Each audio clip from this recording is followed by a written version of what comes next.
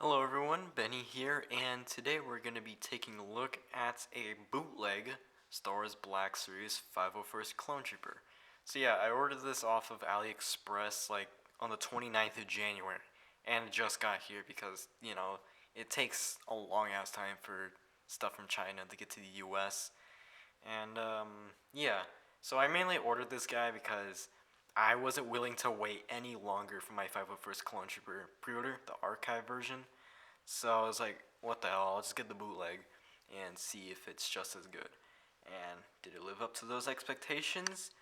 Let's see, starting off with the aesthetics. So, taking a look at the figure, it does look really nice. I really like um, how clean the 501st markings are on his armor. It looks really good, except for here. It looks kind of wacky. Okay, it's a little bit out of focus. Let me fix that. There we go. It looks kind of wacky. There's some paint mishaps right there, but hey, I can just interpret that as battle damage. But yeah, it looks really, really good. I was kind of worried about the helmet because I know the official Black Series clone troopers have a problem with like warped helmets or the helmets look too big, so like bobbleheads. But no, here it looks really good. It's really cleanly painted.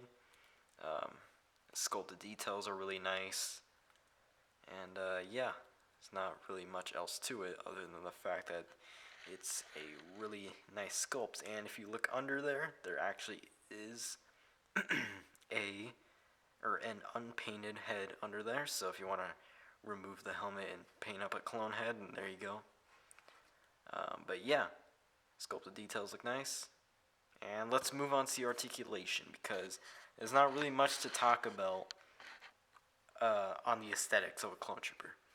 Now, going to the articulation, there is a dumbbell joint at the top of the neck, ball joint at the bottom, so you can look up about that far, look down all the way, so you can get his head cut off, Commander Grease style. But no, you can look down all the way to get really nice tilt and swivel. The shoulder pads are made out of a soft rubbery plastic, so they can come up all the way. Go rotate all around. Do get really nice butterfly joints. Go forward and go back. And then you get a hinge at the elbow, which comes up past 90 and rotates. And then you do get an up and down hinge on the trigger finger hand, side to side on the weapon support holding hand. And then for the torso, there is a ball joint there, so you can crunch forward about that far, crunch back a little bit, and you do get nice tiltage and then some swivel. For the hips, there are ball joints, so you can come up to about right there because armor kind of slams into the crotch armor. But if you use the swivel at the thigh, you can kind of rotate it to right there. And that does look a little bit oddball. And you get a hinge and swivel at the knee, which comes up to a little bit past 90. And you can swivel that as well, so you can get them to kick all the way. And then you can also rotate the knee pad. Just kidding. I modded the figure before the review because one of my big gripes with the the 2020 Clone Trooper body is that the knee pad is glued to the thigh, so it looks really weird if you put it in like a kneeling pose. So yeah, I sliced the peg and now it moves freely. It works like an actual knee pad. And then the ankle hinges back, hinges forward.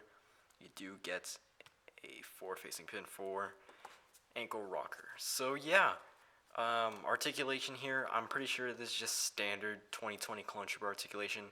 This is actually my first time handling a 2020 Clone Trooper body because for whatever reason Hasbro makes it impossible to get official Clone Troopers. So yeah, had to resort to AliExpress. And yeah, the joints here, they feel really nice. Nothing's too loose. Maybe the ankles are a little bit loose, on mine at least. But everything else feels pretty nice. There's no overly loose parts or overly tight parts.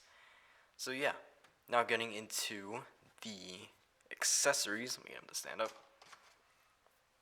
First, you get the standard clone blaster, and there's not really much to talk about here. It's just the clone blaster molded in black plastic with nice sculpted details. And then you can just Put that into his hand, like so. And then there you go. He holds it well. And then for the other accessory, you do get a clone rifle. Again, not really much to talk about. Nice sculpted details. No paint to it whatsoever, but that's okay. Because, the clone is clean, so the weapons are going to be clean. That's fine. Yeah, it does look pretty good. Mine is a little bit wonky. I don't know if you can really see it, but it's just a little bit bent. I had to dip it in hot water, reshape it. And, yeah. So, you don't really get much. You just get the 2 clone weapons, which is perfectly fine.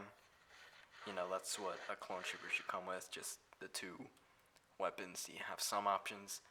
And yeah. Now, let's get into the size comparisons. So, here he is next to Commander Wolf.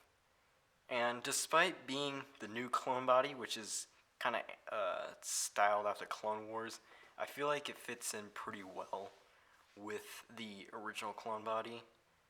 And yeah, here he is next to a Death Trooper. And then here he is next to Deadpool and Big Time Spider-Man. So yeah, overall, this figure is pretty great. I didn't expect it to be this good, especially since, it's a knockoff clone, so I thought it would be at least a little bit inferior because I don't really buy knockoffs, so I didn't really know what to expect. But what I got was a pretty solid 501st Clone Trooper for my shelf. And yeah, that's really about it. See you guys.